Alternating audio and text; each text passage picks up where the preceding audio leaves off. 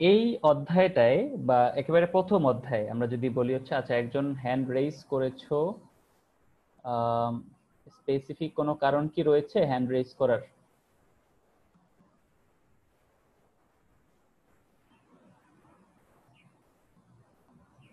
আচ্ছা, জাস্ট এক মিনিট। ওকে, all clear. So আমি আর সময় নষ্ট করছি না, আমি ক্লাসটা কন্টিনিউ করছি। সো জীবন পাঠ, এইটা হচ্ছে আমাদের জীববিজ্ঞানের একেবারে প্রথম অধ্যায়।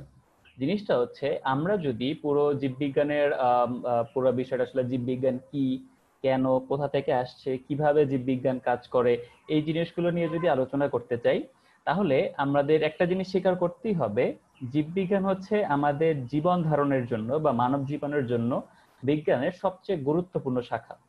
এর কারণ হচ্ছে এই জীববিজ্ঞানের মধ্যেই আমরা যে জিনিসগুলো পাবো, যে জীববিজ্ঞান হচ্ছে সবচেয়ে বেশি আমাদেরকে ইনভলভ করে আমাদের ডে টু ডে লাইফ যেটা বা আমাদের প্রাত্যহিক জীবন যেটা রয়েছে তার সাথে সবচেয়ে বেশি ইনভলভ করে। ওকে, সাজিদ আহমেদ হ্যান্ড রেইজ করেছো। আচ্ছা যাই হোক, এখন আমি যেটা তোমাদেরকে বলেছিলাম যে এই মুহূর্তে হচ্ছে ক্লাস মানে কি বলে হ্যান্ড রেইজ বা কোশ্চেন কোনো কিছু করো না। তোমরা হচ্ছে ইয়া করো, লাইক ক্লাসটা কন্টিনিউ করি আমরা। ওকে, যাই হোক, সো যেটা বলছিলাম যে আমাদের জীববিজ্ঞানটা হচ্ছে আমাদের সবচেয়ে গুরুত্বপূর্ণ বিজ্ঞানের সবচেয়ে গুরুত্বপূর্ণ শাখাগুলোর মধ্যে একটা। এর কারণ হচ্ছে এটা সরাসরি জীবদের নিয়ে আলোচনা করে, কিভাবে একটা জীবের জীবন কিভাবে বিকশিত হয়, লাইক হচ্ছে সে কিভাবে একটা জীব জন্মগ্রহণ করে, জীবন ধারণ করে, তারপর হচ্ছে জীবের সাথে তার আশেপাশের পরিবেশ ইন্টারাকশনটা কিভাবে হয়, বা হচ্ছে সে কিভাবে বংশবিস্তার করে, বা হচ্ছে অন্য জীবের সাথে তার ইন্টারাকশনটা কিরকম, সব কিছুই কিন্তু জীববিজ্ঞানের আলোচনার অংশ।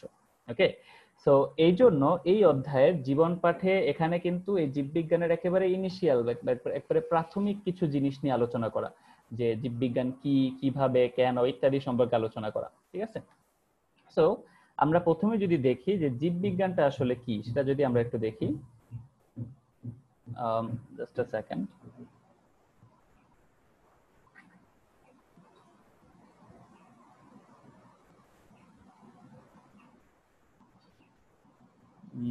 এক মিনিট, জাস্ট এক মিনিট, একটু সমস্যা হচ্ছে।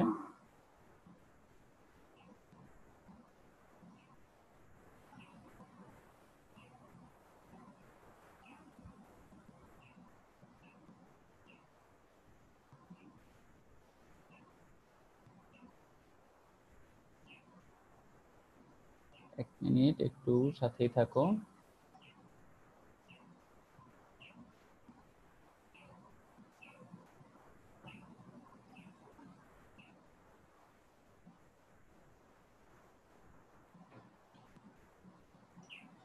Just 2 seconds.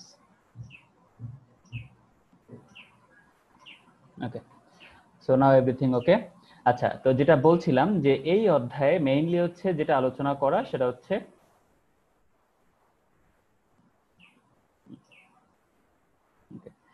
তো এই জীববিজ্ঞানের যে বিষয়টা রয়েছে, যে জীববিজ্ঞান এটা হচ্ছে প্রাচীন একটা শাখা, মানে জীবের সবচেয়ে প্রাচীন শাখাগুলোর মধ্যে একটা। আমরা যদি জীববিজ্ঞানের ইতিহাস নিয়ে আলোচনা করতে চাই, যে জীববিজ্ঞানটা কোথা থেকে এসেছে সেটা যদি আলোচনা করতে চাই, সেক্ষেত্রে জিনিসটা হচ্ছে জীববিজ্ঞান নিয়ে সবচেয়ে বেশি আলোচনা করেছিলেন বিজ্ঞানী এরিস্টটল। এবং এরিস্টটলকে এই জন্য জীববিজ্ঞানের জনক বলা হয়। এবং উনি জীবদেরকে অনেক ভাগে ভাগ করেছিলেন, উদ্ভিদ, প্রাণী ইত্যাদি ভাগে ভাগ করেছিলেন, এবং জীবদের বিভিন্ন বৈশিষ্ট্য নিয়ে, স্পেশালি প্রাণীদের অনেক বৈশিষ্ট্য নিয়ে তিনি ব্যাখ্যা করেছিলেন। তো এরপরে এরিস্টটলের স্টুডেন্ট ছিলেন থিওফ্রাস্টাস। তো থিওফ্রাস্টাস যেটা বলেছেন, উনি অ্যাকচুয়ালি উদ্ভিদ নিয়ে কাজ করেছিলেন। আমি যদি একেবারে প্রাচীন ইতিহাস থেকে আসি সেই ক্ষেত্রে, যে থিওফ্রাস্টাস উনি হচ্ছে উদ্ভিদ নিয়ে কাজ করেছিলেন, এবং উনি যেটা করেছিলেন লাইসিয়াম গার্ডেন নামে একটা বোটানিক্যাল গার্ডেন তৈরি করেছিলেন, যেটাকে ধরা হয় পৃথিবীর প্রথম বোটানিক্যাল গার্ডেন। ঠিক আছে, অর্থাৎ পৃথিবীর সবচেয়ে প্রথম যে বোটানিক্যাল গার্ডেন বা সবচেয়ে প্রাচীন যে বোটানিক্যাল গার্ডেন সেটা কিন্তু বিজ্ঞানী থিওফ্রাস্টাস। অ্যাকচুয়ালি বিজ্ঞানী বলা যায় না, তারা হচ্ছে দার্শনিক। ঠিক আছে, তো এই দার্শনিক থিওফ্রাস্টাসের হাত ধরেই কিন্তু পৃথিবীর প্রথম বোটানিক্যাল গার্ডেনটা তৈরি হয়, এবং ওর নাম হচ্ছে লাইসিয়াম গার্ডেন। এবং এই থিওফ্রাস্টাস তিনি কিন্তু উদ্ভিদদেরকে প্রথম ক্লাসিফাই করেছিলেন, মানে উদ্ভিদদেরকে প্রথমে হচ্ছে ভাগ করেছিলেন তাদের আকার অনুসারে, মানে কোনোটা বড় উদ্ভিদ, কোনোটা হচ্ছে একেবারে লতাপাতার মতো উদ্ভিদ, এরকম তিনি ভাগ করেছিলেন 4টা ভাগে, বিরুৎ, গুল্ম, তারপর হচ্ছে উপগুল্ম, বৃক্ষ, এরকম। ঠিক আছে, সেভাবে হচ্ছে তিনি ভাগ করেছিলেন। এরপরে ওই অ্যারিস্টটল, তারপর থিওফ্রাস্টাস, ওখান থেকে শুরু হয়ে আমাদের ইন্ডিয়ান অনেক দার্শনিক ছিল, চাইনিজ অনেক দার্শনিক ছিল, এবং গ্রিক দার্শনিক অন্যান্য যারা ছিলেন তাদের মাধ্যমে আরো অনেকভাবে ইভলভ হয়েছে। আচ্ছা, এমডি জাহিদুল ইসলাম রেইজড হ্যান্ড, কয়েকবার রেইজ হ্যান্ড করেছেন। আচ্ছা, দেখেছি, ওকে। সো যেটা হচ্ছে, যেটা বলছিলাম যে ওই সময় ওই প্রাচীন যে দার্শনিক যারা ছিলেন তারা জীববিজ্ঞানের অনেক কিছুই জানতেন না। সো তারা তাদের মতো করে কিছু ক্লাসিফিকেশন করে গিয়েছেন, তাদের মতো করে কিছু ব্যাখ্যা করে গিয়েছেন, বাট অ্যাকচুয়ালি জীববিজ্ঞান কি, কিভাবে কাজ করে, জীববিজ্ঞানের শাখা প্রশাখায় ভাগ করা, এগুলো সম্পর্কে তারা কিন্তু খুব বেশি কিছু কাজ করে যাননি। ঠিক আছে, পরবর্তীতে এই যে মধ্যযুগে বলতে আমরা বলতে পারি হচ্ছে 1500 সালের দিকে বা তারপরে, এই সময়ে বিভিন্ন দার্শনিক এবং বিভিন্ন বিজ্ঞানীরা জীববিজ্ঞান চর্চাটাকে অনেক বেশি এগিয়ে নিয়ে যান। তবে এখানে কথা হচ্ছে, এই 1500 সালের পরে শুধু জীববিজ্ঞান না, অন্য সকল শাখা, মানে বিজ্ঞানের সকল শাখা, আমি যদি বলি ফিজিক্স, কেমিস্ট্রি, ম্যাথ, এই বায়োলজি, সব সাবজেক্টেরই কিন্তু এই সময় অ্যাকচুয়ালি উন্নতি হয়েছে। তার আগে পর্যন্ত অনেকেই কিন্তু জ্ঞান বিজ্ঞানের শাখাগুলো সম্পর্কে এত ভালোভাবে বা এত বেশি কিছু জানতো না। ঠিক আছে, তো এই 1500 সালের পরেই কিন্তু এটা সবচেয়ে বেশি বিকাশ লাভ করেছে। তো যেসব বিজ্ঞানীদের হাত ধরে বিকাশ লাভ করেছে তাদের মধ্যে একজন ছিলেন লিওনার্দো দা ভিঞ্চি। তোমরা সবাই তার নাম শুনেছো, লিওনার্দো দা ভিঞ্চির নাম শুনেছো। তো এই লিওনার্দো দা ভিঞ্চি উনি অ্যাকচুয়ালি যেটা করেছিলেন, মানুষের পেশির চিত্র এঁকেছিলেন। তোমরা জানো যে দা ভিঞ্চি উনি একজন হচ্ছে আর্টিস্ট ছিলেন। তো উনি অনেক কিছুই করেছিলেন, হেলিকপ্টারের ডিজাইন করেছিলেন, তারপর হচ্ছে এই যে মোনালিসা, তার বিখ্যাত চিত্রকর্ম। বাট জীববিজ্ঞানেরও কিছু কাজ করেছিলেন, সেটা হচ্ছে মানুষের টিস্যু, লাইক আমরা যদি এভাবে হাতটা এভাবে ছড়াই দেই, আমাদের হাতের মধ্যে পেশি কিভাবে রয়েছে, পেশির বিন্যাসটা কিভাবে, এই ধরনের কিন্তু কিন্তু তিনি কিছু চিত্র এঁকেছিলেন। এবং তার ব্যাপারে কিছু ইন্টারেস্টিং গল্প প্রচলিত রয়েছে। এটা সত্য মিথ্যা আমি 100% বলতে পারবো না, যেটা একেবারে সত্য বা এটা মিথ্যা। তো গল্পগুলো হচ্ছে, উনি মরা মানুষ যারা রয়েছে, মৃত মানুষ যারা রয়েছে, সেই মৃত মানুষদের চামড়াটাকে অ্যাকচুয়ালি আলাদা করে, মানে একবারে কমপ্লিটলি আলাদা করে, তারপরে সেটা দেখে দেখে চিত্র আঁকেন। ঠিক আছে, মানে হচ্ছে তিনি লাইভ, মানে একটা মৃত মানুষকে সামনে দাঁড় করে তার টিস্যুর লেয়ারটা যেরকম ছিল ঠিক সেভাবে চিত্র আঁকতেন, মানে তার ইমাজিনেশন থেকে না, তিনি দেখে দেখে আঁকতেন। ঠিক আছে, এরকম কিছু কথা তার ব্যাপারে প্রচলিত ছিল। এবং অনেকে এটাও বলে যে তার কাছে হয়তো ঐশ্বরিক বা অতিমানবীয় কোনো পাওয়ার ছিল বা এক্সেট্রা এক্সেট্রা। ঠিক আছে, তো সেই ব্যাপারটাতে না যাই, অতিমানবীয় জিনিসগুলোতে আমরা না যাই। বাট তার ব্যাপারে তিনি কিন্তু অ্যাকচুয়ালি মানুষের এরকম চিত্র এঁকেছিলেন, যে মানুষের পেশির চিত্র এঁকেছিলেন। কিভাবে এঁকেছেন আমরা সেই বিতর্কে না যাই। এরপরে সবচেয়ে বড় ভূমিকা রেখেছেন জীববিজ্ঞানের ক্ষেত্রে ক্যারোলাস লিনিয়াস। এবং উনি যে কাজটা করেছেন সেটা হচ্ছে, জীববিজ্ঞানকে ক্লাসিফাই করার জন্য বা শ্রেণীবিন্যাস করার জন্য সবচেয়ে বড় গুরুত্বপূর্ণ যে কাজটি, সেটা হচ্ছে দ্বিপদ নামকরণ। সেই দ্বিপদ নামকরণটা প্রবর্তন করেছিলেন ক্যারোলাস লিনিয়াস। এবং একই সাথে তিনি জীবদেরকে একটা অন্যরকম একটা ক্লাসিফিকেশন করেছিলেন জীবদের। ঠিক আছে, জিনিসটা অনেকটা হচ্ছে থিওফ্রাস্টাসের সাথে মেলে, বাট এই ধরনের ক্লাসিফিকেশন এর আগে অন্য কেউ করে নাই, একটু ডিফারেন্ট ছিল। এরপরে আরো অনেক বিজ্ঞানী রয়েছে, লাইক হচ্ছে কি বলে, মার্গুলিস, তোমরা যেটা জানো, তোমাদের বইতে যেটা রয়েছে, Lynn Margulis, doctor Lynn Margulis. তবে মার্গুলিস অ্যাকচুয়ালি করেন নাই, করেছিলেন হুইটেকার। হুইটেকার জীববিজ্ঞানের সবচেয়ে আধুনিক যে শ্রেণীবিন্যাস আমরা বলি 5 কিংডম শ্রেণীবিন্যাস, সেটার প্রবক্তা। কিন্তু ডক্টর লিন মার্গুলিস 1974 সালে সেই 5 কিংডম শ্রেণীবিন্যাসটাকে একটু মডিফাই করেছিলেন, মানে একটু পরিবর্তন করেছিলেন, একটু আধুনিক করেছিলেন। তো যার কারণে সব জায়গায় বলা হয় যে মার্গুলিসের শ্রেণীবিন্যাস বা মার্গুলিসের 5 কিংডম শ্রেণীবিন্যাস। বাট এই 5 কিংডমের অ্যাকচুয়াল প্রবক্তা কিন্তু হুইটেকার। ঠিক আছে, আবার এই মার্গুলিসের শ্রেণীবিন্যাসটাকেও 2004 সালে কিন্তু সেটা আবার মডিফাই করা হয়েছে। তো জিনিসটা হচ্ছে, বিজ্ঞানে কোনো কিছুই একেবারে 100% স্থির বলে থাকে না। মানে কিছু কিছু জিনিস স্থির থাকে, যেমন মানুষ হচ্ছে বা প্রাণীরা হচ্ছে নিজের খাদ্য নিজে তৈরি করতে পারে না, এটা ইউনিভার্সাল ট্রুথ। বাট অনেক জিনিস আছে পরিবর্তনশীল। ঠিক আছে, মানে ইন্টারাকশনটা কিভাবে হয়, এই জিনিসগুলো পরিবর্তনশীল, নতুন নতুন সিস্টেম, নতুন নতুন থিওরির মাধ্যমে সেটা আপডেট হয়। ঠিক আছে, সো এই ছিল মোটামুটি জীববিজ্ঞানের ব্রিফ, মানে জীববিজ্ঞান কিভাবে ডেভেলপ করে আজকের এই পর্যায়ে এসেছে এবং কি বিভিন্ন বিজ্ঞানীদের নাম, আমি অনেক বিজ্ঞানীর নাম কিন্তু স্কিপ করে গিয়েছি, এর মধ্যে আর অনেক বিজ্ঞানীর নাম রয়েছে। যেমন আমি যদি বলি ডারউইনের হচ্ছে বিবর্তনবাদ, বা হচ্ছে আমি যদি বলি ল্যামার্ক, বা এছাড়া যদি আমি বলি হচ্ছে কি বলে অ্যাঙ্গুলার প্রান্টল, বা হচ্ছে আরো অনেক এরকম অনেক বিজ্ঞানী, হাজার হাজার বিজ্ঞানী রয়েছে যাদের নাম বলা যায়, বা ওয়াটসন ক্রিক যিনি ডিএনএ আবিষ্কার করেছেন, অনেক বলা যায়, ঠিক আছে। তো তাদের এই সব কর্মকাণ্ডের ফলেই কিন্তু জীববিজ্ঞান আজকের পর্যায়ে এসেছে, ঠিক আছে। তো এটা হচ্ছে জীববিজ্ঞানের মোটামুটি একটা ইনিশিয়াল ইতিহাস ছিল, ঠিক আছে। এখন আমরা যদি হচ্ছে বোঝার চেষ্টা করি যে জীববিজ্ঞানটা অ্যাকচুয়ালি কি, ঠিক আছে, সেটা হচ্ছে আমাদের স্ক্রিনে তোমরা দেখতে পাচ্ছ যে জীববিজ্ঞানকে ইংরেজিতে কি বলা হয়, বায়োলজি, তোমরা সবাই জানো এটা, তারপর নতুন করে বলার আসলে কিছু নাই। সো এখানে জিনিসটা হচ্ছে যে বায়োলজি শব্দটা এসেছে গ্রিক বায়োস এবং লোগোস, এই দুইটা শব্দের সংযোগের মাধ্যমে। বায়োস মানে জীবন, লোগোস মানে জ্ঞান, ঠিক আছে। তো এই দুইটা শব্দকে আমরা যদি মিলাই তাহলে হচ্ছে আমরা যেটা বুঝতে পারি সেটা হচ্ছে জীবন সম্পর্কে যে জ্ঞান, ঠিক আছে, মানে জীবনের জন্য যে জ্ঞান সেটাই হচ্ছে বায়োলজি। অর্থাৎ আমরা এখানে লিখে দিই, এভাবে লিখতে পারি যে বায়োলজি হচ্ছে, বায়োলজিটা হচ্ছে জীবনের জন্য যে জ্ঞান, জীবনের জন্য, দুঃখিত পুরো জিনিসটা এলোমেলো হয়ে গিয়েছে, আমি একটু আবার জিনিসটা ঠিক করছি।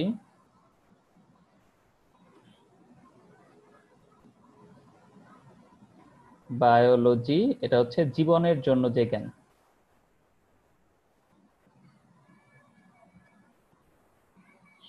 ওকে। সো বায়োলজি হচ্ছে জীবনের জন্য যে জ্ঞান, বা সোজা কথা জীবন নিয়ে বা জীবদের নিয়ে যে জ্ঞান, সেটাই হচ্ছে বায়োলজি, ওকে। দেন আমরা যদি চলে যাই যে এখানে আমরা দেখতে পাচ্ছি প্রাচীন গ্রিস, মিশর, ভারতবর্ষ, চীন, এইসব জায়গায় কিন্তু এই বায়োলজি নিয়ে কিছু না কিছু চর্চা ছিলই। আমি অলরেডি বলেছি যে বিভিন্ন জায়গায় বিজ্ঞানীরা বিভিন্ন কাজ করেছিলেন। সো মোটামুটি হচ্ছে তারা কিছু না কিছু কাজ করেছে, বাট সেগুলোকে আমরা বর্তমান হিসেবে একেবারে আধুনিক বৈজ্ঞানিক চর্চা যদি নাও বলি, বাট সেটা কিন্তু কিছু না কিছু হলেও বিজ্ঞানের চর্চাটাকে বা বায়োলজির এই ডেভেলপমেন্ট যেটা, বা বায়োলজির আজকের অবস্থানে আসার জন্য কিছুটা হলেও কাজ করেছে, ঠিক আছে। সো আমরা এরপরে যদি যাই যে জীববিজ্ঞানের শাখা, আমি যখন ছোটবেলায়ও ছিলাম, বা আমি নিজে যখন 9-10-এ ছিলাম বা তারও কিছু আগে, তখন কিন্তু আমরা সবসময় জীববিজ্ঞানের দুইটা শাখা পড়েছি। সেটা হচ্ছে জীববিজ্ঞানের প্রধান শাখা দুইটা, উদ্ভিদ বিজ্ঞান আর প্রাণী বিজ্ঞান। যেখানে উদ্ভিদ নিয়ে আলোচনা করা হয় সেটা হচ্ছে উদ্ভিদ বিজ্ঞান, যেখানে প্রাণী নিয়ে আলোচনা করা হয় সেটা হচ্ছে প্রাণী বিজ্ঞান। এটা কিন্তু আমরা ওই সময় পড়েছি, কিন্তু এখন কিন্তু সেটা চেঞ্জ হয়ে গিয়েছে। এখন হচ্ছে জীববিজ্ঞানের প্রধান শাখা দুই ধরনের, একটা হচ্ছে ভৌত আর একটা হচ্ছে ফলিত। এখানে দেয়া রয়েছে যে জীববিজ্ঞানের প্রধান শাখা হচ্ছে দুই ধরনের, এখানে দেখতে পাবে। একটা হচ্ছে ভৌত বা মৌলিক শাখা, আর একটা হচ্ছে ফলিত শাখা, ওকে। ভৌত বা মৌলিক শাখা আর একটা হচ্ছে ফলিত শাখা। তো এই ভৌত শাখা এবং ফলিত শাখা এই দুইটা কি জিনিস, অ্যাকচুয়ালি আমি যদি চিন্তা করি যে ভৌত শাখা এবং ফলিত শাখা এগুলোর মানে কি, ঠিক আছে, কোনটা কি মিন করে, সেটা যদি আমরা চিন্তা করি, সেক্ষেত্রে হচ্ছে ভৌত শাখা মানে আমরা খুব সিম্পলি যেখানে জীববিজ্ঞানের একেবারে বেসিক যে জিনিসগুলা, লাইক আমরা যদি বলি, আমি এর আগেও যখন ফেসবুক লাইভে ক্লাসটা নিয়েছিলাম তখন আমি সেম উদাহরণ দিয়েছিলাম, এখন আবার বলছি। আমি যদি বলি যে ইলিশ মাছ, ঠিক আছে, ইলিশ মাছ আমি জানি অনেকেরই পছন্দের। তো ইলিশ মাছ দিয়ে অনেক ধরনের তরকারি রান্না করা যায়। লাইক নর্মাল ইলিশ মাছ ফ্রাই খাওয়া যায়, সরিষা ইলিশ খাওয়া যায়, ইলিশ মাছের ঝোল খাওয়া যায়, অন্যটা সবজির সাথে ইলিশ মাছ খাওয়া যায়, রাইট। তো এরকম কিন্তু অনেক ভাবে আমরা ইলিশ মাছটা খেতে পারি। কিন্তু শুধু ইলিশ মাছের কথা যদি বলি, যে শুধু ইলিশ মাছ কেমনে থাকে, ইলিশ মাছের জীবন চক্র কেমন, বা ইলিশ মাছের হচ্ছে বাচ্চা কিভাবে হয়, মানে ডিম কিভাবে পারে, এনিওয়ে, তো এগুলো হচ্ছে আমরা যদি বলি তাহলে এই ধরনের আলোচনাটা হবে ইলিশ মাছের ভৌত জিনিস নিয়ে আলোচনা। আবার ইলিশ মাছটাকে অনেকভাবে রান্না করে, ধর 8-10টা উপায় তরকারি তৈরি করা যায়, সেটা হচ্ছে ফলিত, ঠিক আছে। দ্যাট মিনস যেখানে কোনো একটা জীবের বা কোনো একটা বিষয়ের একেবারে বেসিক কম্পোনেন্ট, মানে নিজেদের জিনিসটা কিভাবে হয়, তাত্ত্বিক যে বিষয়গুলো রয়েছে সেটা আলোচনা করাটাই হচ্ছে ভৌত বা মৌলিক জিনিস। আর ফলিত হচ্ছে ওই জিনিসটা ব্যবহার করে কিভাবে মানুষের কাজে লাগানো যায়, সেটা হচ্ছে ফলিত জীববিজ্ঞানের অংশ, ওকে। মানে ফলিত মানেই হচ্ছে যেটা মানুষের কাজে লাগানো যায়, মানে ভৌতটাকে ব্যবহার করে আমার মানুষের কোনো কাজে লাগালাম বা উপকারে আসলো, সেটা হচ্ছে ফলিত। আর ভৌত হচ্ছে ও নিজে কিভাবে করে, ঠিক আছে, সেটা হচ্ছে ভৌত। সো এগুলোর আমরা হচ্ছে প্রত্যেকের আলাদা আলাদা উদাহরণ দেখব, উদাহরণ দেখলে জিনিসটা আমাদের কাছে আরো ক্লিয়ার হবে, ঠিক আছে।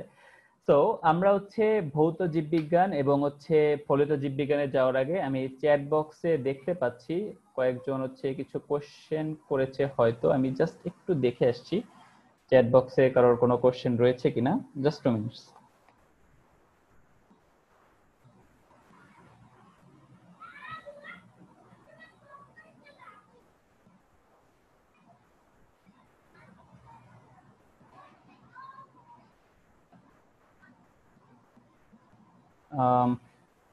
কিছুটা সমস্যা হচ্ছে মেবি, আমি এখানে দেখতে পাচ্ছি না অ্যাকচুয়ালি। আচ্ছা হ্যাঁ, এখন দেখা যাচ্ছে।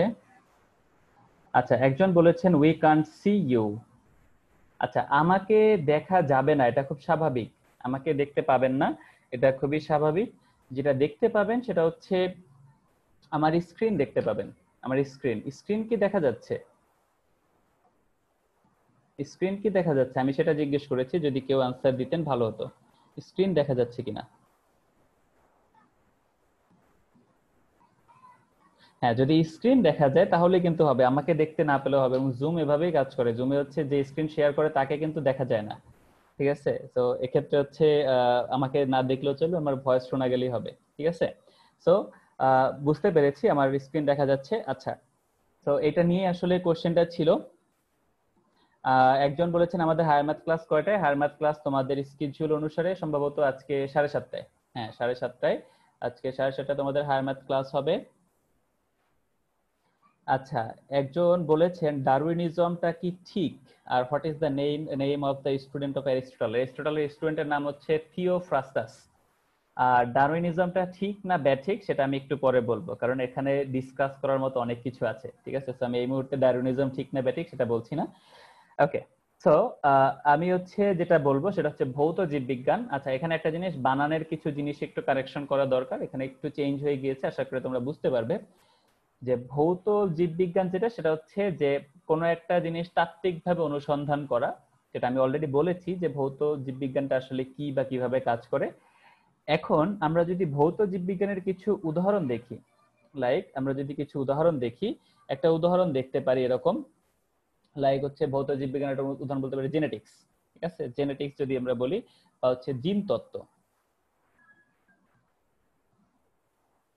জিন তত্ত্বের কথা যদি বলি, বা ইংরেজিতে এটাকে বলা হচ্ছে জেনেটিক্স। জিন তত্ত্ব হচ্ছে এইখানে মানুষের যে বৈশিষ্ট্যগুলো, মানুষের বা মানুষের না, অ্যাকচুয়ালি যে কোনো জীবের বৈশিষ্ট্যগুলো ডিএনএ এর খুব ছোট ছোট খণ্ডের মাধ্যমে নিয়ন্ত্রণ করা হয়। তো এই ডিএনএ এর যে ছোট ছোট খণ্ডগুলো নিয়ন্ত্রণ করে জিন বৈশিষ্ট্যকে, তো এই ছোট ছোট খণ্ডগুলোকে বলা হয় জিন, ঠিক আছে। আর দ্যাট মিন্স হচ্ছে ডিএনএ এর খণ্ড খণ্ডকে বলা হয় জিন, ঠিক আছে, জিন। তবে এই জিন কিন্তু ওইটা না যেটা রাতের বেলা এসে ভয় দেখায়, ঠিক আছে। যাই হোক, তো এই ডিএনএ এর খণ্ড হচ্ছে জিন। তো এই জিনগুলো হচ্ছে বৈশিষ্ট্য নিয়ন্ত্রণ করে, তার মানে জিন কি করে? আমাদের হচ্ছে বৈশিষ্ট্য নিয়ন্ত্রক, বৈশিষ্ট্যের নিয়ন্ত্রক। এই জিনগুলো প্রত্যেকটা মানুষের মধ্যে কিভাবে কাজ করে বা প্রত্যেকটা জীবের মধ্যে কিভাবে কাজ করে, এবং একটা জীব থেকে পরবর্তী জেনারেশনে কিভাবে বৈশিষ্ট্যগুলো পাস হয়, লাইক আমার বাবার থেকে আমার মধ্যে কিভাবে তার বৈশিষ্ট্যগুলো আসছে, বা হচ্ছে আমার দাদার থেকে আমার বাবার মধ্যে কিভাবে আসছে, অর্থাৎ এক জেনারেশন থেকে পরের জেনারেশনে কিভাবে বৈশিষ্ট্যগুলো পাস হবে, সেটা নিয়ে আলোচনা করে হচ্ছে জিন তত্ত্ব। বুঝতে পেরেছি? সেটা নিয়ে আলোচনা করে হচ্ছে জিন তত্ত্ব। তো এই জন্য একেবারে এটা ভৌত একটা জিনিস, আমাদের বৈশিষ্ট্য নিয়ে আলোচনা করে, কিভাবে বৈশিষ্ট্যগুলো এক জেনারেশন থেকে আরেক জেনারেশনে যায়। এই জন্য এটাকে বলা হচ্ছে ভৌত জীববিজ্ঞান, ঠিক আছে। এটা একেবারে বেসিক একটা জিনিস নিয়ে আলোচনা করে। ওকে। সেম ভাবে আমি যদি বলি, জিন তত্ত্ব তো অনেক পরের জিনিস, আমরা জাস্ট বলি যদি অঙ্গ সংস্থান, অঙ্গ সংস্থান বা হচ্ছে মরফোলজি, ইংরেজিতে বলা হচ্ছে মরফোলজি। যদি অঙ্গ সংস্থান বলি, অঙ্গ সংস্থান, অঙ্গ সংস্থান বিদ্যার কথা যদি বলি, এই অঙ্গ সংস্থান বিদ্যা এইটা হচ্ছে যে আমাদের দেহের মধ্যে যে যতগুলো হচ্ছে কাঠামো, মানে আমাদের দেহের বাহ্যিক ভাবে আমাদের অঙ্গ প্রত্যঙ্গ বা হাত পা ইত্যাদি, এগুলো কিভাবে একটার সাথে আরেকটা কানেক্টেড, বা কিভাবে হচ্ছে মানে সোজা কথা আমি যদি এভাবে বলি, মানুষের কয়টা হাত রয়েছে, কয়টা পা রয়েছে, কয়টা চোখ রয়েছে, কয়টা নাক রয়েছে, এগুলো কিভাবে কাজ করে। তো এই জিনিসগুলো নিয়ে আলোচনা করা হচ্ছে অঙ্গ সংস্থান বিদ্যা বা মরফোলজি। এটাকে আমরা এভাবে বলতে পারি বহি অঙ্গ সংস্থান বিদ্যা। মানে হচ্ছে বাইরের অঙ্গ প্রত্যঙ্গ, যেগুলো বাইরে থেকে যেগুলো দেখা যায় সেগুলো নিয়ে কাজ করছে। ওকে। আবার সেম ভাবে আমরা যদি বলি শারীরবিদ্যা বা ফিজিওলজি, শারীরবিদ্যা বা ফিজিওলজিটা হচ্ছে যেখানে আমাদের বিভিন্ন রাসায়নিক যে কার্যাবলী, লাইক আমাদের হচ্ছে রক্ত কিভাবে হচ্ছে আমাদের বডিতে পাস হয়, বা হচ্ছে আমাদের পরিপাক প্রক্রিয়া কিভাবে হয়, বা আমাদের রেচন প্রক্রিয়া কিভাবে হয়, এগুলো নিয়ে যদি আলোচনা করি সেটা হচ্ছে শারীরবিদ্যার অংশ। ঠিক আছে, তো অঙ্গ সংস্থান বিদ্যা গেল, এখন হচ্ছে ধরো শারীরবিদ্যা। শারীরবিদ্যা, তো এই যে অঙ্গ সংস্থান বিদ্যা বা শারীরবিদ্যা, এগুলো দেখো খেয়াল করে যে আমাদের একেবারে বেসিক যে জিনিসগুলো রয়েছে, আমাদের দেহের বেসিক জিনিসগুলো নিয়ে আলোচনা করে। তো এই জন্য অঙ্গ সংস্থান বিদ্যা, শারীরবিদ্যা এগুলো কিন্তু ভৌত জীববিজ্ঞানের অংশ। ঠিক আছে, ভৌত জীববিজ্ঞানের যেসব শাখা রয়েছে, অনেকগুলো শাখা রয়েছে, তার মধ্যে কিছু কিছু শাখা তোমাদের কাছে নতুন লাগতে পারে। যেমন আমি যদি একটা শাখার কথা বলি, হিস্টোলজি। ঠিক আছে, হিস্টোলজি একটা শাখা। তো হিস্টোলজি যেটা, হিস্টোলজি হচ্ছে যেটা সেল নিয়ে, সেল বা কোষ নিয়ে আলোচনা করে, সেল বা হচ্ছে কোষ। ঠিক আছে, সেল বা কোষ নিয়ে আলোচনা করে। তো এই সেল বা কোষ, বা অ্যাকচুয়ালি কোষ না, সেল বা কোষ মিলে যে টিস্যুটা তৈরি হয়, সে টিস্যু নিয়ে আলোচনা করে। আমাদের দেহে কত ধরনের টিস্যু রয়েছে, সেই টিস্যুগুলো কিভাবে কাজ করে, বা সেই টিস্যুগুলোর গঠন কিরকম, একজন আরেকজনের থেকে কিভাবে আলাদা, বা একজন আরেকজনের সাথে কিভাবে মিল সম্পন্ন, এই জিনিসগুলোই কিন্তু হিস্টোলজির আলোচনার অংশ। ঠিক আছে, সেম ভাবে আমি যদি বলি ভ্রূণ বিদ্যা, ভ্রূণ বিদ্যা হচ্ছে প্রত্যেকটা জীবের ভ্রূণ কিভাবে গঠিত হয়, মানুষের ভ্রূণ কিরকম হয়, একটা মুরগির ভ্রূণ কিভাবে হয়, একটা মাছের ভ্রূণ কিভাবে গঠিত হয়। তো এই জিনিসটা হচ্ছে ভ্রূণ বিদ্যার অংশ। ঠিক আছে, সেম ভাবে আমি যদি বলি হচ্ছে এন্ডোক্রাইনোলজি, এটা অনেকের একটা ইয়া হতে পারে, এন্ডোক্রাইনোলজি মানেটা কি। এন্ডোক্রাইনোলজি এটা হচ্ছে, আমি যদি বলি এন্ডোক্রাইন গ্ল্যান্ড নামে আমাদের দেহে কিছু গ্রন্থি রয়েছে। গ্রন্থি হচ্ছে আমাদের শরীরের কিছু কিছু জায়গা রয়েছে যেখান থেকে কিছু রাসায়নিক পদার্থ খরিত হয়। তো যে জায়গা থেকে রাসায়নিক পদার্থটা খরিত হবে সেগুলোকে বলা হচ্ছে গ্রন্থি। ঠিক আছে, আমি যদি এখানে লিখি গ্রন্থি।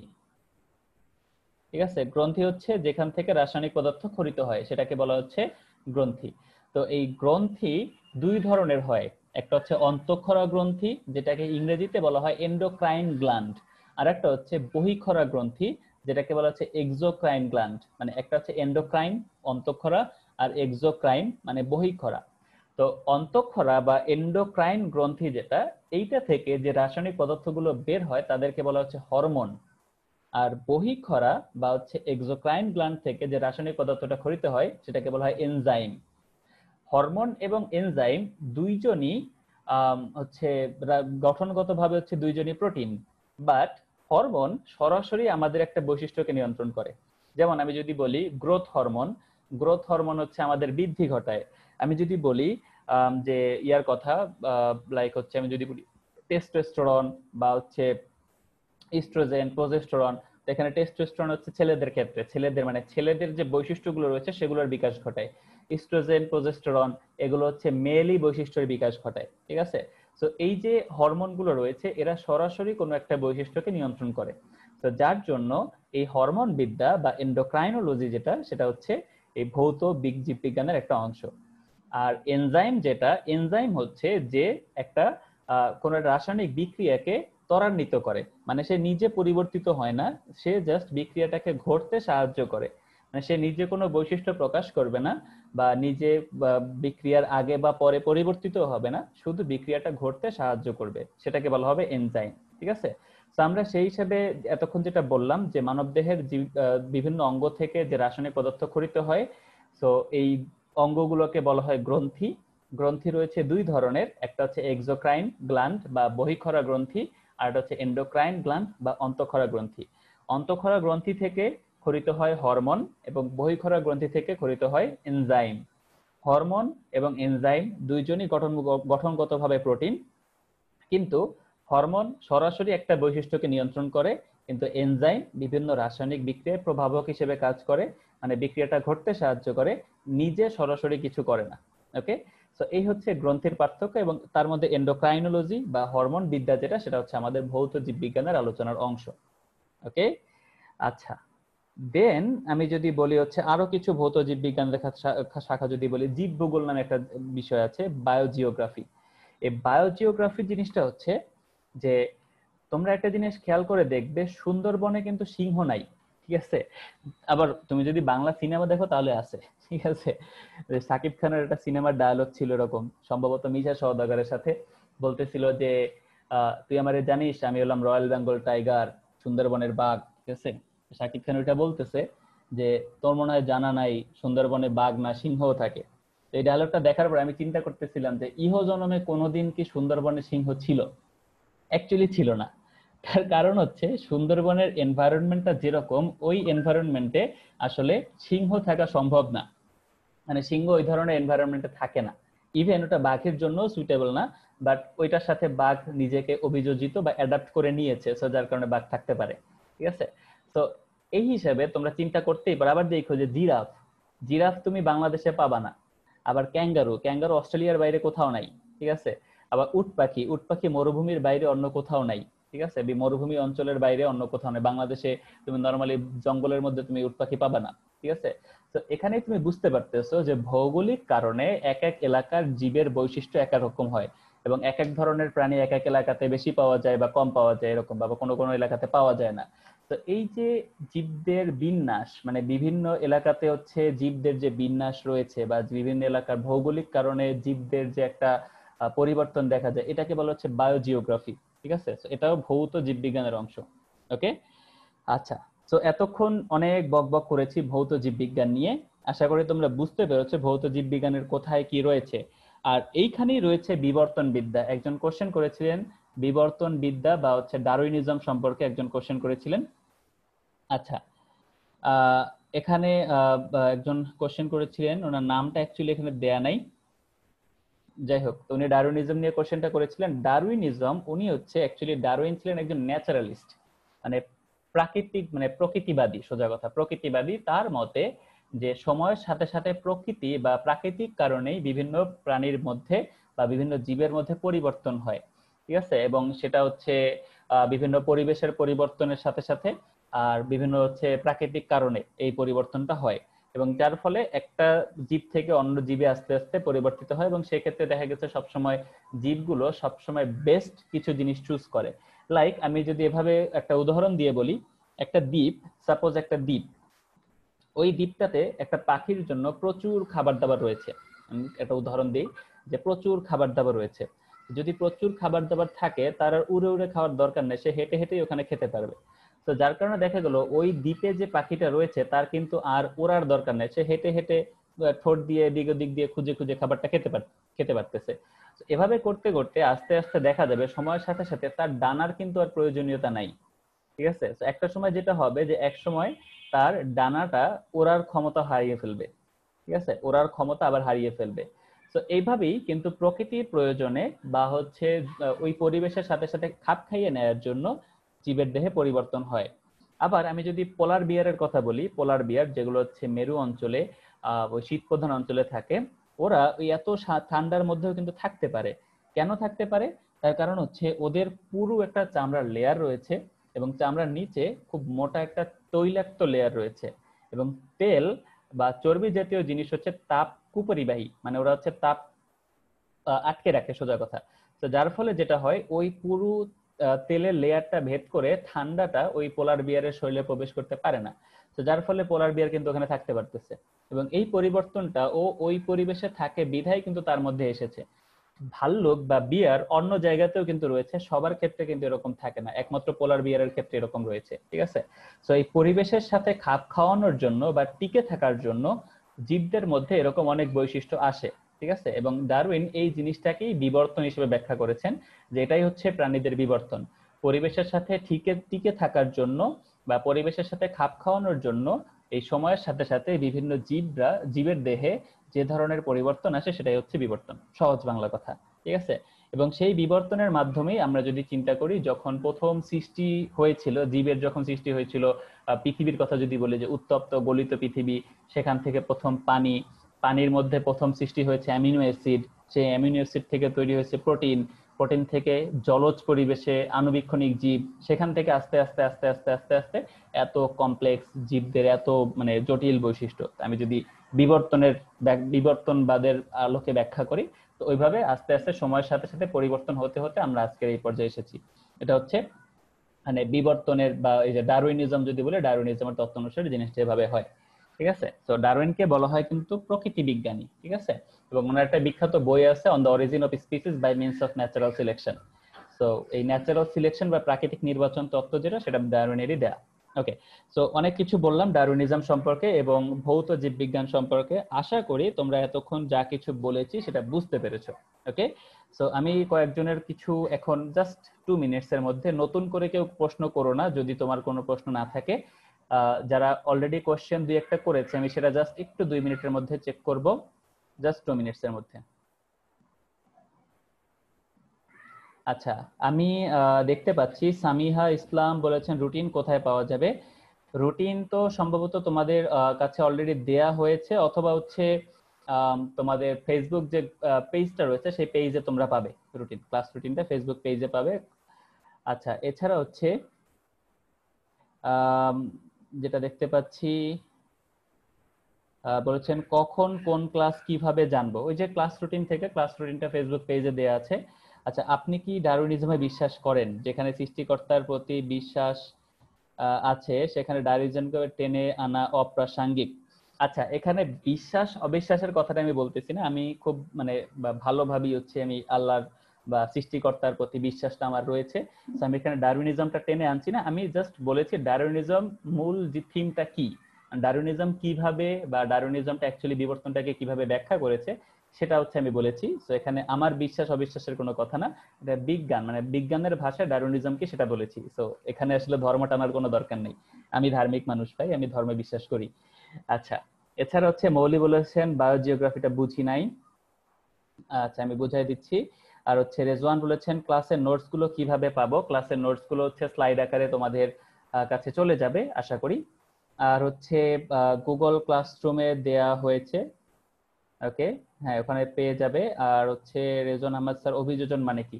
আচ্ছা, 2-3 জনের 2-একটা কোশ্চেন রয়েছে, সেই কোশ্চেনগুলোর জাস্ট আনসার দিয়ে আমি ক্লাসের পরবর্তী অংশে চলে যাচ্ছি। মৌলি বলেছেন হচ্ছে বায়োজিওগ্রাফিটা বুঝি নাই। তো বায়োজিওগ্রাফি হচ্ছে, আমি একটু আগে যেটা বললাম, পৃথিবীর এক এক অঞ্চলে এক এক ধরনের প্রাণী দেখা যায়, বা এক এক অঞ্চলে এক এক ধরনের উদ্ভিদ দেখা যায়। এটার একমাত্র কারণ হচ্ছে ওই অঞ্চলের ভৌগোলিক অবস্থান এবং ওই অঞ্চলের পরিবেশ। লাইক মরুভূমিতে তুমি কখনোই দেখতে পাবে না একটা কাঁঠাল গাছ হয়েছে, ঠিক আছে, মরুভূমিতে কাঁঠাল গাছ হয় না। মরুভূমিতে দেখতে পাবে খেজুর গাছ বা ক্যাকটাস, এই ধরনের জিনিস, কারণ এই খেজুর গাছ ক্যাকটাস ওরাই মরুভূমিতে জন্মাতে পারে, একটা কাঁঠাল গাছ সেখানে হতে পারে না। ঠিক আছে। তো এই যে পরিবেশের কারণে জীবদের মধ্যে যে বৈচিত্র্য চলে আসে, এটাকে বলা হচ্ছে প্রাণী বৈচিত্র্য। এবং এই প্রাণী বৈচিত্র্যটা জীববিজ্ঞানের যে শাখায় আলোচনা করা হয় সেটাকে বলা হচ্ছে বায়োজিওগ্রাফি। ঠিক আছে, এটাকেই বলা হচ্ছে বায়োজিওগ্রাফি। আচ্ছা, এছাড়া হচ্ছে আরেকজন কোশ্চেন করেছেন অভিযোজন মানে কি। অভিযোজন মানে হচ্ছে সময়ের সাথে সাথে খাপ খাইয়ে নেয়া। খাপ খাইয়ে নেয়া, যেমন আমি যদি চিন্তা করি যে লাইক একটা উদ্ভিদ যদি পানিতে থাকতে চায়, তাহলে পানিতে থাকার জন্য তার কি কি কাজ করতে হবে? যে সবচেয়ে সবার আগে যেটা করতে হবে, তার অবশ্যই পানির মধ্যে তার শ্বসন প্রক্রিয়া, পানির মধ্যে তার সালোক সংশ্লেষণ প্রক্রিয়া চালানোর কিছু উপায় বের করে নিতে হবে। লাইক যেমন হচ্ছে আমি যদি মাছের কথা বলি, মাছ একটা প্রাণী ও পানির মধ্যে থাকতে পারে। কিভাবে পারে? কারণ মাছের ফুলকা রয়েছে, ফুলকার মাধ্যমে সে পানির ভিতরে যে ডিজলভড অক্সিজেনটা থাকে সেটার মাধ্যমে শ্বাস প্রশ্বাস করতে পারে। এখন যদি আমারে পানির মধ্যে নামায় দাও ভাই, আমি থাকতে পারবো না, কারণ আমার ফুলকা নাই। আমার এই যে ফুসফুস, যেটা ফুসফুস পানি থেকে অক্সিজেন নিতে পারে না। বাট মাছের যে ফুসফুসটা রয়েছে, মাছের যে ফুলকাটা রয়েছে, মাছের ফুলকা কিন্তু পানি থেকে অক্সিজেন নিতে পারে। ওকে। সো যার কারণে মাছ কিন্তু এই যে পানিতে থাকতে পারে, এটাকেই বলা হচ্ছে অভিযোজন। ঠিক আছে, এটাকেই বলা হয় হচ্ছে অভিযোজন। আচ্ছা, এছাড়া হচ্ছে চোখের রং কি হরমোনের উপর নির্ভর করে? না, চোখের রং হরমোনের উপর নির্ভর করে না। চোখের রং হরমোনের উপর না, চোখের রংটা হচ্ছে জেনেটিক কারণ। চোখের রং, মানুষের বডির রং, এগুলো জেনেটিক, এগুলো হরমোন না। আচ্ছা, সামিয়া ইসলাম সৃষ্টিগত তোমাকেও ধন্যবাদ জিনিসটা বলার জন্য। আচ্ছা, এছাড়া হচ্ছে দেখতে পাচ্ছি আরো অনেকে কোশ্চেন করেছেন। আচ্ছা, আমরা ফেসবুক লাইভে ক্লাস শেষে যে নোটগুলো দেওয়া হতো এখানে কিভাবে নোটসগুলো পেয়ে যাবে, এটা নিয়ে চিন্তা করার দরকার নেই। give the spelling of the name of hormone you told, give the spelling of the hormone you told।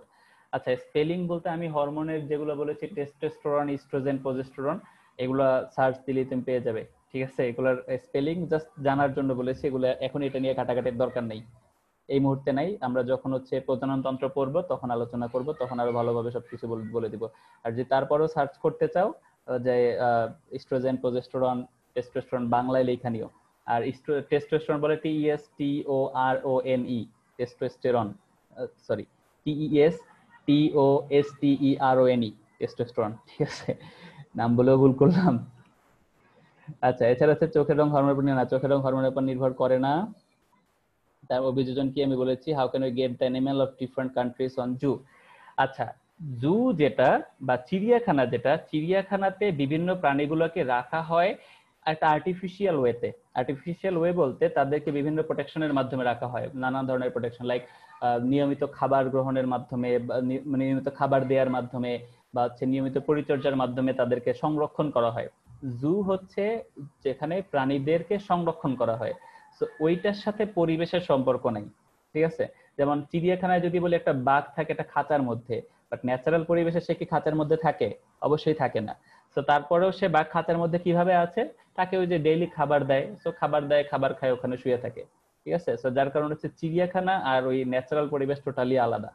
ওকে, তো চিড়িয়াখানাতে বিভিন্ন এলাকা থেকে এনে সংরক্ষণ করা হয়, বাংলাদেশে আবার সংরক্ষণ হয় না, বাংলাদেশে চিড়িয়াখানা নিলে ওই প্রাণীরা মরে যায়। ঠিক আছে, বাট পৃথিবীর অন্যান্য দেশে যে চিড়িয়াখানাগুলো রয়েছে সেখানে মূলত এই জীবদেরকে সংরক্ষণ করা হয়, মানুষদেরকে জানানো হয়, বোঝানো হয় যে এত এত সুন্দর সুন্দর প্রাণীরা রয়েছে, এদেরকে মারবেন না, এদেরকে নষ্ট করবেন না, এদেরকে হার্ম করবেন না, কারণ এরাও এরাও আমাদের জন্য গুরুত্বপূর্ণ, এদেরকে নষ্ট করবেন না। বিভিন্ন দেশের জুতে এটা শেখানো হয়, এটা আমাদের দেশে এটা হয় না। আমাদের দেশে জুতে গেলে জীব তো খুঁজে পাবাই না, যেগুলো আছে একেবারে মরা অবস্থা, খারাপ এরকম। যাই হোক, এখন আমরা আসি আমাদের হচ্ছে পরবর্তী অংশ যেটা, সেটাতে ফলিত শাখা।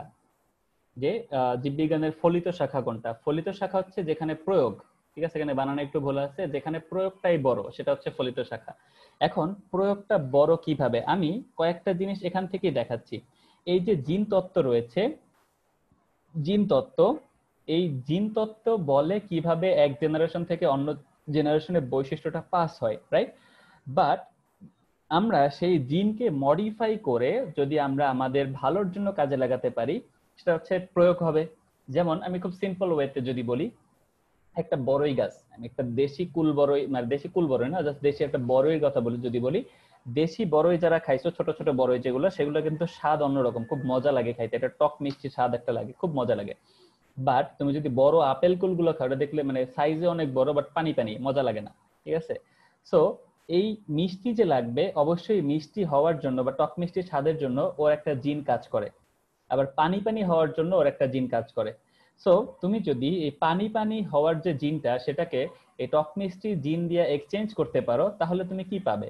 একটা বড় কুল বড়ই উইথ টক মিষ্টির স্বাদ, মানে খেতেও মজা লাগবে, সাইজেও বড় হবে।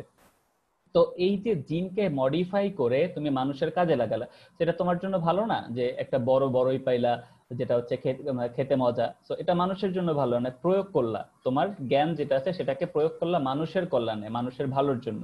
ওকে, সেম ভাবে যদি আমি বলতে পারি যে একটা ধান ও হচ্ছে দেশি ধান যেগুলোকে বলা হয় মোটা ধান, তোমরা অনেকেই মোটা ধান বা মোটা চাল কল্পনাও করতে পারো না যে মোটা চাল খাবা, আর মোটা চালের ভাত কিন্তু অনেক সুস্বাদু হয়। ঠিক আছে, সো এই মোটা চাল যে সুস্বাদু, আর আমরা যে হচ্ছে চিকন চাল খাই, ও এখানে একটা কথা, সেটা হচ্ছে তোমরা যে মিনিকেট চাল খাও বা মিনিকেট চালের যে ভাত খাও, সেই মিনিকেট বলতে কিন্তু কোনো চাল নাই। ঠিক আছে, মিনিকেট বলতে টোটালি কোনো মানে ধানের জাত বা চাল নাই।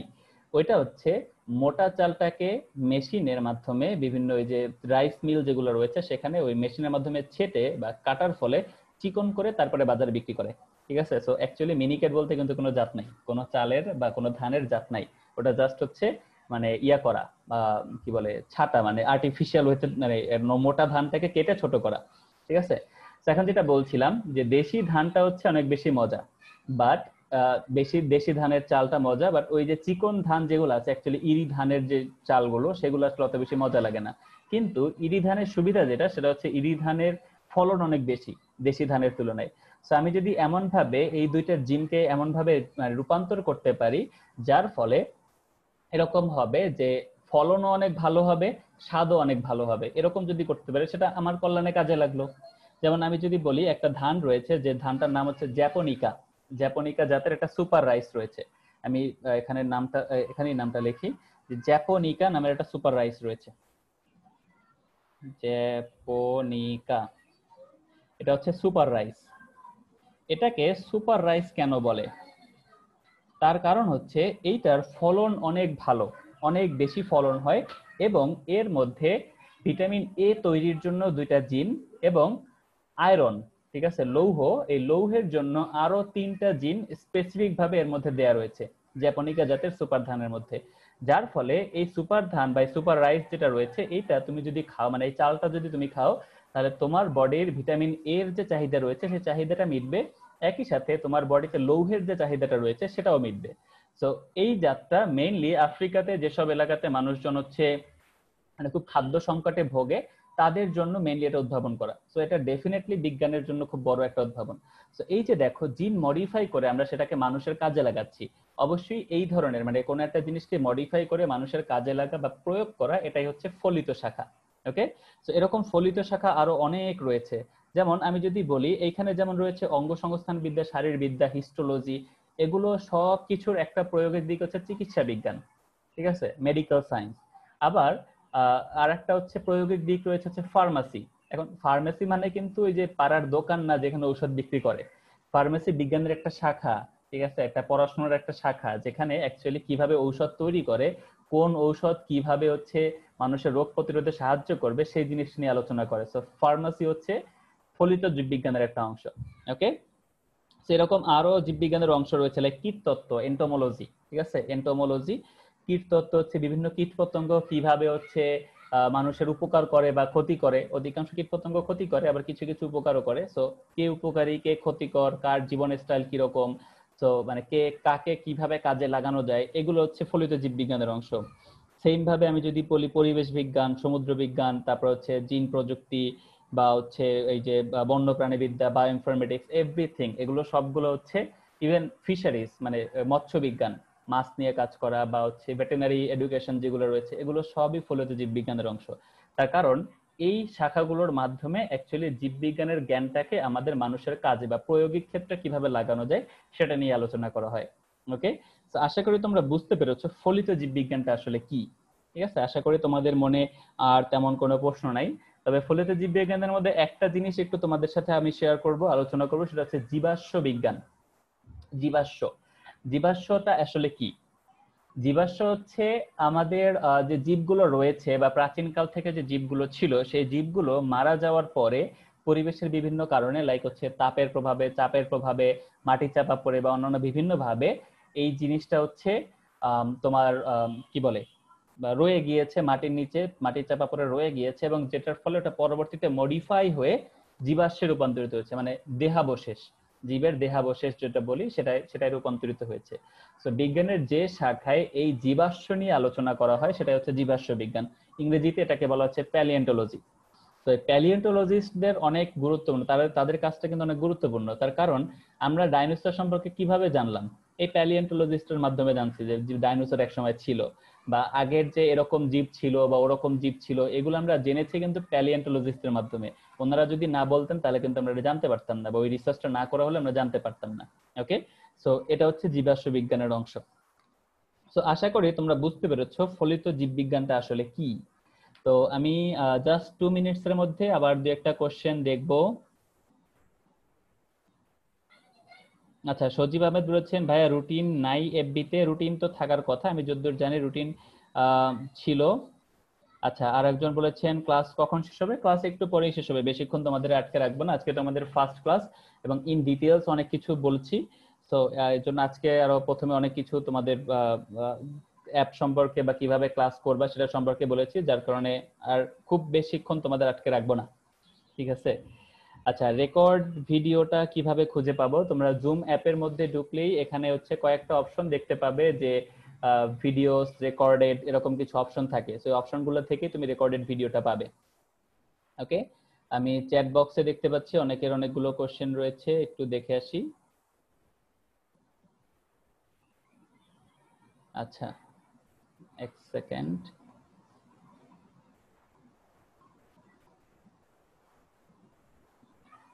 জাস্ট এক সেকেন্ড। হ্যাঁ, চ্যাট বক্সে দেখতে পাচ্ছি তাপসী, রুবায়াত, রাবেয়া। আচ্ছা, বলেছেন you are so talented, thank you, I know I am talented. নিজের প্রশংসা নিজেই করলাম। আচ্ছা, তারপর হচ্ছে এম এ আজমাইন বলছেন রুটিনটা ইমেল অ্যাড্রেসে পেয়ে যাবে। আচ্ছা, এছাড়া হচ্ছে থাকে না রেকর্ডেড ভিডিও? হ্যাঁ, রেকর্ডেড ভিডিও থাকে।